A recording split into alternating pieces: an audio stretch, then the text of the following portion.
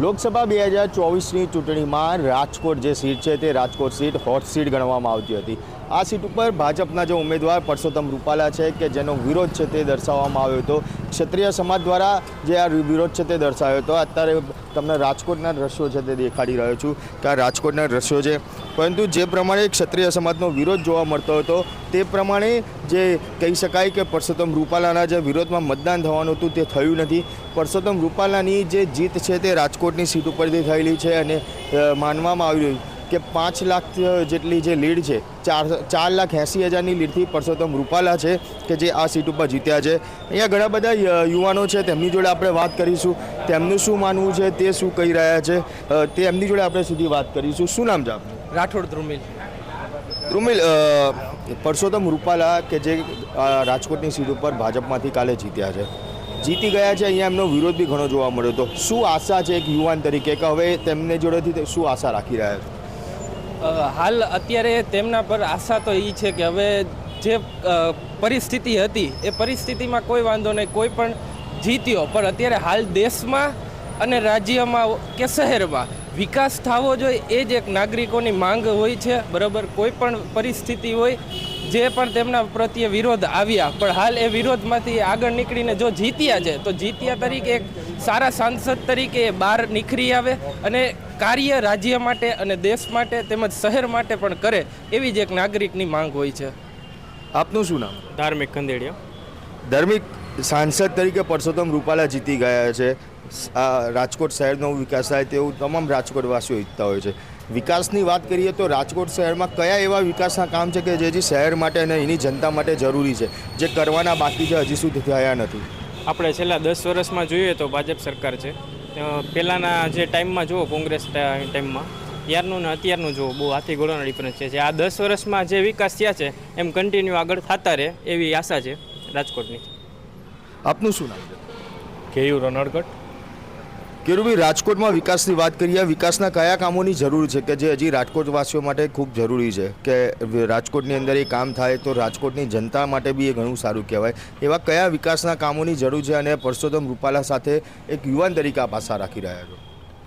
આપના માધ્યમથી સર્વપ્રથમ રાજકોટની અંદર જે ઐતિહાસિક જીત થઈ છે ભારતીય જનતા પાર્ટીની અને પરસોત્તમભાઈ રૂપાલા સાહેબની, એને એ જીત વાસ્તવિકતામાં રાજકોટની જનતાની જીત છે, લોકશાહીના મહાપર્વની જીત છે। આજ સુધી ક્યારેય કોઈ લોકસભાના કેન્ડિડેટને આવડી લીડ નથી મળી। અને વાત છે રાજકોટના વિકાસની, તો રાજકોટના વિકાસની અંદર ભારતીય જનતા પાર્ટી અને જનસંઘની સ્થાપના કાળથી અંત્યોદયના માનવી, છેવાડાના માનવી સુધી વિકાસ અને બેઝિક જરૂરિયાત આજે આપ જોઈ રહ્યા છો કે રાજકોટની અંદર નજીકના ભૂતકાળની અંદર પાણીની પણ ક્યાંક ને ક્યાંક સમસ્યા હતી। આજે પાણી પીવાનું સાવ જે પ્રશ્નો હતા એ નહીવત થઈ ગયા છે। એમ્સ હોસ્પિટલ આપી, આરોગ્ય ક્ષેત્રે ઇન્ટરનેશનલ એરપોર્ટ આપ્યા, તો આપે એની વાત થઈ, જરૂર શું છે હવે? એવી જ રીતે આદરણીય રૂપાલા સાહેબના ચૂંટાવાથી જે કાંઈ નાની મોટી ત્રુટીઓ હશે, ક્યાંય વિકાસના કાર્યોની જરૂરિયાત હશે, એ એમના સબળ નેતૃત્વની અંદર રાજકોટની અંદર વિકાસના કાર્યો અવિરતપણે। વર્ષોથી આપ રાજકોટમાં રહ્યા છો, વર્ષોથી આપ રાજકોટમાં રહો છો, આપને બી ખ્યાલ તો હશે કે કઈ બાબત, કઈ વસ્તુની રાજકોટની જનતાને હવે જરૂર છે?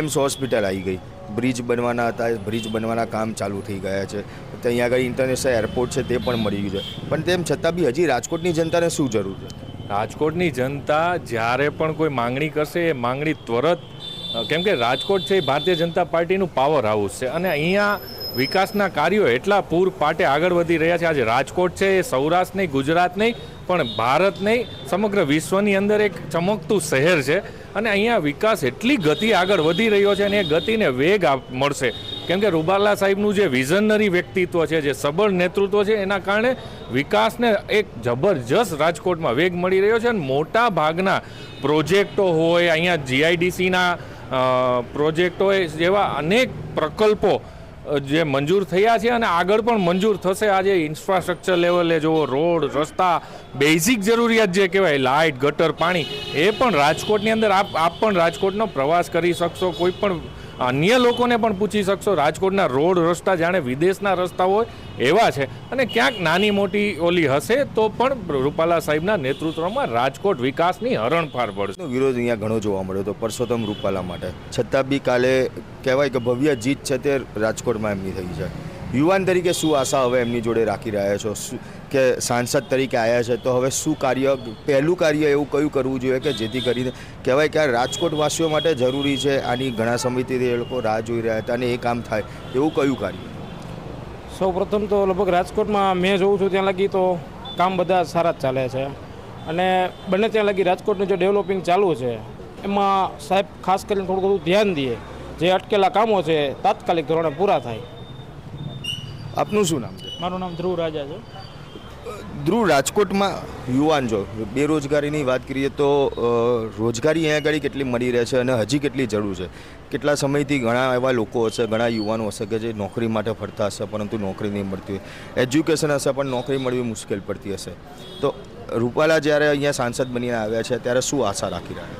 સૌ પ્રથમ તો રાજકોટ માટે આ ખૂબ સદનસીબ કહેવાય કે આપણને આ રૂપાલા જેવા કેન્ડિડેટ મળ્યા અને આપણે 5 લાખની લીડ સાથે એમને જીતીને મોકલ્યા છે, તો કદાચ કેબિનેટ મિનિસ્ટર પણ એ બની શકે, એટલે રાજકોટ માટે ખૂબ સારા નસીબની વાત કહેવાય. આપણે વાત કરીએ રોજગારીની, તો રોજગારીમાં અત્યારે હું એવું માનું છું ત્યાં સુધી 70-80% પ્રશ્ન સોલ્વ થઈ ગયા છે, જે 20-30% છે એ પણ આવતા 5 વર્ષમાં સોલ્વ થઈ જશે. રાજકોટનો વિકાસ એક રોકેટ ગતિએ આગળ વધશે એવું મારું ચોક્કસપણે માનવું છે. વિકાસના કામોની વાત કરીએ રાજકોટની જનતા માટે તો કયા કામો છે કે જે હજી થવા માટે જરૂરી છે, જે હજી સુધી થયા નથી અને હવે થવા જરૂરી છે? હું એક ઉદ્યોગમાં સંકળાયેલો માણસ છું, મારે ફેક્ટરી છે, એટલા માટે મારા અંદાજ મુજબ મારી ઈચ્છા એવી છે કે ઉદ્યોગમાં MSME સેક્ટરમાં એક સારો પરિવર્તન લઈ આવે, સારી વ્યવસ્થા ઊભી કરે, તે માટે મારી ચોક્કસપણે ઈચ્છા છે.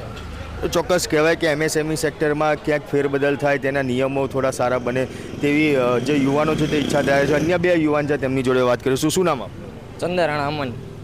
અમન, પરસોત્તમ રૂપાલા જીતીને તો આવી ગયા છે, એવું કહેવાતું હતું કે તેમને હરાવવા માટે ક્ષત્રિય સમાજે ઘણા પ્રયત્ન કર્યા, પરંતુ પરિણામ છે કંઈક વિપરીત જાણવા મળ્યું હતું. TRP ગેમ ઝોન કાંડ અહીંયા આગળ થયો, અગ્નિકાંડ આખો થયો, 27 જણા હોમાયા. એમાં હવે જે આરોપીઓ છે તે લોકોને ઝડપી ન્યાય મળે, કે જે લોકો આની અંદર હોમાઈ ગયા છે તેમને ઝડપી ન્યાય મળે, આરોપીઓને સજા મળે, એના માટે શું કરવું જોઈએ? અને પરસોત્તમ રૂપાલા કે જે કહેવાય કે હજી સુધી આ બાબતને લઈને ખૂબ ઓછા બહાર આવ્યા હતા, એમની જોડે શું આશા રાખવામાં આવે છે? કારણ કે આજે 27 જણા ત્યાં હોમાયા હતા. સૌ પ્રથમ તો જે પરસોત્તમભાઈ રૂપાલાની જીત થઈ છે એ માટે એમને અભિનંદન. એવું છે TRP ગેમ ઝોનમાં જે થયું છે એ તો આપણે બધા જાણીએ જ છીએ અને બહુ દુઃખદ ઘટના છે, પરંતુ એવું છે કે એ અત્યારે કાર્યવાહી ચાલે છે અને આગળ પણ એમાં આપણને સારામાં સારો ન્યાય મળીએ આપણે એવી આશા રાખીએ છીએ અને મળતો રહેશે. હું એવી આશા રાખું છું કે બધાને પૂરેપૂરો ન્યાય મળશે અને જે બાળકો જે થઈ ગયા છે 27 જણા તેને પણ ન્યાય મળશે એવી આપણે આશા રાખીએ છીએ. બિલકુલ, ખાસ કહેવાય કે જે પરસોત્તમ રૂપાલા છે તેમની સાથે આ જે TRP ગેમ ઝોનમાં જે લોકો હોમાયા છે તે લોકોને ઝડપી ન્યાય અપાવે તેવી આશા અહીંના જે રાજકોટના સ્થાનિક લોકો છે તે રાખી રહ્યા છે. અન્ય યુવાન છે તેની જોડે વાત કરીશું. રાજકોટનો ક્રાઇમ રેશિયોની વાત કરીએ, પહેલાં ક્રાઇમ રેશિયો કેવો જોવા મળતો હતો, અત્યારે હાલની પરિસ્થિતિ શું છે? અને હવે જ્યારે પરસોત્તમ રૂપાલા અહીંયા આવ્યા છે, અહીંયા એવું કહેવાય છે કે જે ક્ષત્રિય સમાજના અમુક લોકો છે તેમની દાદાગીરીને વધારે જોવા મળતું હતું, તો એની સામે હવે કેવા પગલાં તાત્કાલિક ધોરણે લેવા જોઈએ? સૌપ્રથમ તો આપણે જે વાત કરી કે ભૂતકાળમાં રાજકોટમાં કઈ રીતની દાદાગીરી કે ગુંડાગર્દી જે ધપધપતું હતું, આપ આજથી 20 કે 30 કે 40 વર્ષ પહેલાં જુઓ તો રાજકોટના આજુબાજુના જે વિસ્તારો હતા જેમ કે પોરબંદર છે, ગોંડલ છે, જેવા વિવિધ વિસ્તારો ગુંડાગર્દીથી જે તે ટાઈમે એવા ખતબદતા હતા કે ત્યાં એવા પાટિયા મારેલા હતા કે અહીંયા સરકારની હદ પૂરી થાય છે. અને આજે આપ જોઈ શકો છો કે રાજકોટમાં કઈ રીતે સુદૃઢ ન્યાય વ્યવસ્થાનું પાલન થઈ રહ્યું છે. આજે કોઈ પણ નાનામાં નાનો વ્યક્તિ હોય કે મોટામાં મોટો વ્યક્તિ હોય તેને એક સરખું ન્યાય આપવામાં આવે છે અને ગુંડાગર્દી ક્યાંય જ દેખાતી નથી. આપ ક્રાઇમ રેશિયો જોવો તો પણ જે તે આજથી 40 વર્ષ પહેલાં અને આજના ક્રાઇમ રેશિયોમાં ઘણો ઘટાડો થયો છે. રાજકોટના જ જયરાસિંહ જાડેજાના દીકરાની સામે એક ફરિયાદ થઈ છે, તેની ગુંડાગર્દી છે તે સામે આવી હતી તેવી વાતો છે સામે. અને કહેવાય કે જે પ્રમાણે તેમની સામે ફરિયાદ થઈ, એટ્રોસિટીની ફરિયાદ થઈ, અપહરણની ફરિયાદ થઈ છે, પણ હજી સુધી ગણેશ જાડેજા છે, ગણેશ ગોંડલથી ઓળખાય છે, તેની ધરપકડ નથી થઈ. એવું બી કહેવાય છે કે પોલીસ ત્યાં સુધી પોલીસ એ કાયદેસરની જે કાર્યવાહી કરવાની છે તે થશે જ, અને કાયદો છે એ કાયદાનું કામ કરવાની જ છે. આમાં કોઈ પણ ને કાયદા બહાર કોઈ આવતું નથી, એટલે કાયદાનું પાલન ચોક્કસ પોલીસ કરાવશે અને લોકોને યોગ્ય ન્યાય મળશે. એટલે ચોક્કસથી કહેવાય કે જે આ રાજકોટની જનતા છે કે જ્યારે પરસોત્તમ રૂપાલા જીતીને આવ્યા છે ત્યારે તે ચોક્કસ એવું માની રહ્યા છે કે આમને અહીંયા આગળ જે યુવાનો કહી શકાય કે 20 કે 30% જેટલી હજી બેરોજગારી જે અહીંયા જોવા મળી રહી છે તે બેરોજગારી હવે વહેલામાં વહેલી તકે પૂરી થાય. ક્ષત્રિય આંદોલન ચોક્કસથી અહીંયા શરૂ થયું હતું, રાજકોટની હોટ સીટ કહેવાતી હતી. એવું માનવામાં આવતું હતું કે કદાચ આ રાજકોટની સીટ છે તે ખોવાનો વારો પણ આવે, પરંતુ ભાજપ મક્કમ રહ્યું, પરસોત્તમ રૂપાલાને ઉમેદવાર તરીકે રાખ્યા અને તેમને ભવ્ય જીત છે તે મેળવી હતી. સાથે સાથે ટીઆરપી ગેમ ઝોનનો જે અગ્નિકાંડ થયો તેમાં બી રાજકોટની જનતા એટલી આશા રાખી રહી છે કે જે આરોપીઓ છે અને જે હજી જેમની સામે કાર્યવાહી નથી થઈ તે લોકોને વહેલામાં વહેલી તકે પકડવામાં આવશે અને પરસોત્તમ રૂપાલા તેમને કડકમાં કડક સજા અપાવે તેવી આશા છે તે અહીંના લોકો રાખી રહ્યા છે. ત્યારે આપ ખરેખર શું માની રહ્યા છો કે ટીઆરપી ગેમ ઝોન મુદ્દે અને જે ગણેશ ગોંડલનું જે પ્રમાણે દાદાગીરી સામે આવી છે તેમાં રાજકોટ પોલીસ કે અહીંના જે નેતાઓ છે એ લોકો ખરેખર ન્યાય અપાઈ શકશે? કોમેન્ટ બોક્સમાં જરૂરથી જણાવજો અને અમારી નિર્ભય ન્યૂઝ ચેનલને લાઇક, શેર અને સબસ્ક્રાઈબ કરવાનું ભૂલશો નહીં. આભાર.